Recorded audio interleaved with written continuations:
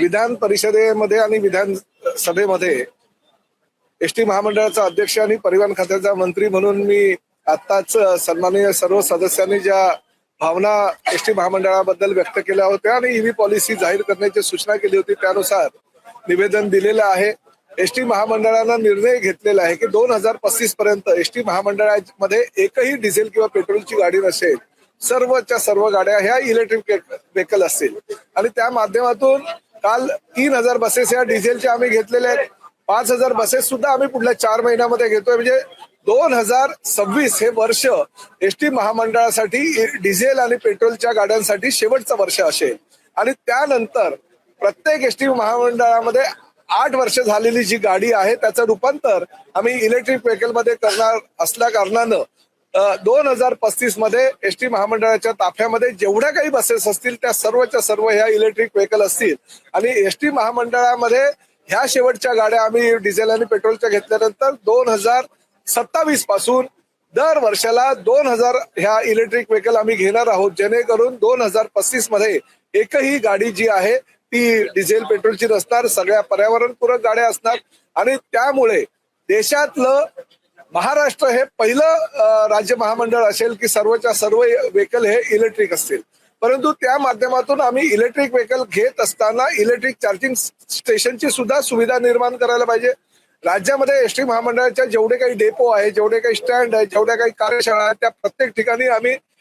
Electric व्हेकलसाठी आमच्या ज्या स्वतःच्या गाड्या आहेत त्यासाठी चार्जिंग स्टेशनची निर्मिती मोठ्या प्रमाणात करतोय। काही चार्जिंग स्टेशन आम्ही एसटी महामंडळाच्या खर्चात करतोय तर काही चार्जिंग स्टेशन आम्ही पीपीपी तत्वावर करतोय। कालच राज्याच्या मुख्यमंत्र्यांना आम्ही एक निवेदन दिलं आणि त्या निवेदनाच्या माध्यमातून राज्यामध्ये ज्या ज्या ठिकाणी पीडब्ल्यूडीचे ब्रिजेस आहेत, MSRDCचे ब्रिजेस आहेत, MMRDAचे ब्रिजेस आहेत, काही महापालिकांचे ब्रिजेस आहेत, त्या ब्रिजेसच्या खालची जागा फक्त आणि फक्त चार्जिंग स्टेशनसाठी राखीव ठेवावी आणि त्या सर्व जागा ज्या आहेत त्या एसटी महामंडळाकडे चार्जिंग स्टेशनच्या निर्मितीसाठी द्यावा असा प्रस्ताव दिलेला आहे। त्यांनी माननीय मुख्यमंत्र्यांनी चीफ सेक्रेटरीला तशा सूचना केलेल्या आहेत आणि त्यामुळे आम्ही ज्या इलेक्ट्रिक व्हेकल आमच्या आहेत त्या तर चार्जिंग करूच, परंतु नवीन जे ग्राहक आहेत फक्त आणि फक्त चार्जिंग स्टेशन नसल्या कारणाने इलेक्ट्रिक व्हेकल घेत नाहीयेत त्यांना सुद्धा त्या चार्जिंग स्टेशनचा फायदा होईल आणि ते सुद्धा आम्ही लवकरात लवकर ती योजनेची अंमलबजावणी करतोय। ह्या चार्जिंग स्टेशनसाठी वीज लागणार आहे, पूर्ण त्या विजेची निर्मिती ज्या ज्या ठिकाणी एसटी महामंडळाच्या जागा आहेत त्यामध्ये छतावर आम्ही सोलरच्या माध्यमातून वीज निर्मिती करतोय। एसटी महामंडळाच्या ज्या मोठ्या जागा आहेत आणि गावाच्या बाहेर आहे, ज्या ठिकाणी एसटी स्टँड वगैरे नाही परंतु एसटीच्या मालकीच्या ज्या जागा आहेत त्या ठिकाणी सोलर निर्मिती आम्ही करतोय। आजच्या तारखेला 12 मेगावॅट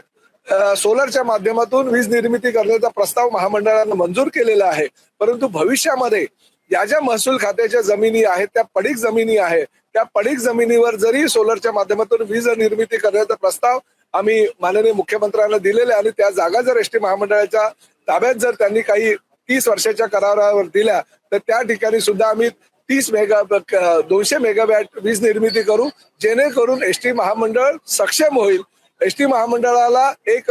स्वतंत्र स्रोत निर्माण होईल आणि एसटी महामंडळाच्या माध्यमातून राज्यामध्ये इतर गाड्यांना सुद्धा आम्ही ही वीज निर्मिती आणि त्याचबरोबर इलेक्ट्रिक व्हेकल साठी लागणारी जी चार्जिंग स्टेशनची सुविधा ती सुद्धा देऊ शकतो।